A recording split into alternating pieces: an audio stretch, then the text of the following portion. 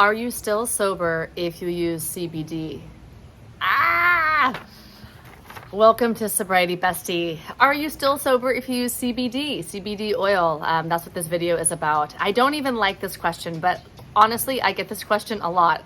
I've heard it a lot, people ask me a lot, and the reason why I don't like this question is because it's none of my business. It's none of my business what you choose to do with your life. You know what I mean? Like, when we put our power in somebody else's hands, I think that that's not a good vibe. That's not a good way to go. What does it mean to you? That's like the ultimate, like, spoiler alert. What does it mean to you? I will go through. I did research this. For the record, I have never done CBD oil. I haven't smoked pot since the 90s. Like, it's been a long time over here. I've been living overseas since 2014. So even when I remember it was January 1st, 2014. I was leaving Denver, and that was like the first day I think that the marijuana distilleries were opening. And when I left California in 2014, like in June, and came over to Southeast Asia, it was still not legal yet in California. So, but anyways, this is like beyond the point because we're not talking about THC. So forgive me for the fact that I've never even used CBD oil, but here's the scoop. It's not psychoactive. It won't get you high. It is according to the Google. Unlike THC, which produces mind-altering sensations, CBD does not contain THC. And no THC, there's no THC, so it's legal in most places in the United States. Now here in Indonesia, where I am, in Bali, Indonesia, THC is a no-no as far as I understand. You don't want to bring that here. But most of the US, it's actually not a problem. And the CBD advocates claim that there are medicinal and therapeutic effects. I cannot vouch for these myself. I've never experienced it. But this is what the folks on the internet say. It promotes relaxation, relieving chronic pain, anti-inflammatory effects, reduces anxiety and stress, antidepressant effects, anti-seizure properties. It sounds fantastic to me. Sign me up. I think the problem when it comes down to this is that there is part of the recovery movement is very abstinence-based mindset, like very like anything that is a substance that affects you at all is a relapse. And even under that umbrella, it doesn't sound like this would even qualify at all. You know, we're not talking about California sober, right? Which my understanding means you smoke pot, but you're still sober, like you're still not drinking alcohol. This doesn't even affect you in that way. And so my question is, like, are cigarettes a relapse? Like, if CBD is possibly a relapse in your mind, in one's mind, right? Then are cigarettes a relapse? Is coffee a relapse? I had coffee this morning. Is chamomile a relapse? Chamomile certainly has calming effects, right? Is chocolate a relapse? Like, where's the line? Like, where's the insanity, people?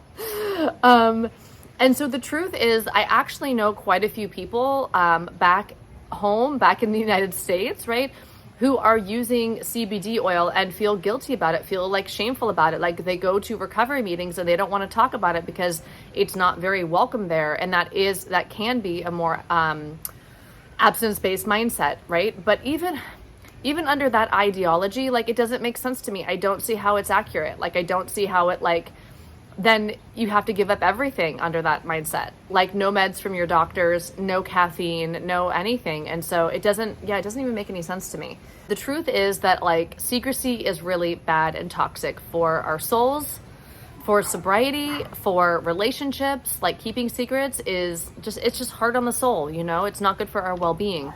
So I think that the secrecy and the shame that might come along with the people who are doing CBD oil to help them, you know, relieve pain, sleep, whatever effects they're looking for, I think the secrecy and the shame could be more toxic than the calming effects. And so for me, on the question of, are you still sober if you use CBD or CBD oil? Yeah, you're still sober. Like, why did you get sober? Like, for me, it was alcohol, right? Like, is that what we're here about on this channel, is about, like, not drinking anymore because drinking became a problem? So, like, in Sobriety Bestie world, like, you know, like, yeah, it's not about trying to be a Puritan. It's about trying to, like, live our best life. And if something is slowly killing us, like something is toxic, like alcohol, you know, then we get sober. Like, I got sober because I had to, not because I wanted to, because it was, you know, it was like, do I want to die or do I want to get sober? Like, that's where it was at the end for me. So this CBD oil thing, again, guys, I've been overseas for like a hot minute here. So I just can't see how it's even possibly related to a relapse unless you're indoctrinated into a mindset that says everything is bad. And if that's the case, then you better not be smoking a cigarette. You better not be drinking a coffee. You know what I mean? You know what I mean? Because that, as far as I understand, affects the brain even more. So the ultimate thing is, like, I think it also comes down to attention with anything, although I don't even think this CBD oil is relevant. But are you using a substance to escape reality? Are you using a substance to numb your feelings? Those are more along the lines of reasons that one might become addicted to something, right? If we want to manage our feelings, numb our feelings, shut our feelings out, because we have, a healing ahead of us that we're not ready to do yet, right?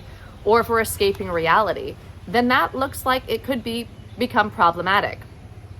Again, I am not a doctor, and I'm certainly not your doctor. I'm just this chick on YouTube who cannot see how this even makes sense. And it actually sounds really disempowering to me. So I kind of want to say, what the heck? What the heck is this question?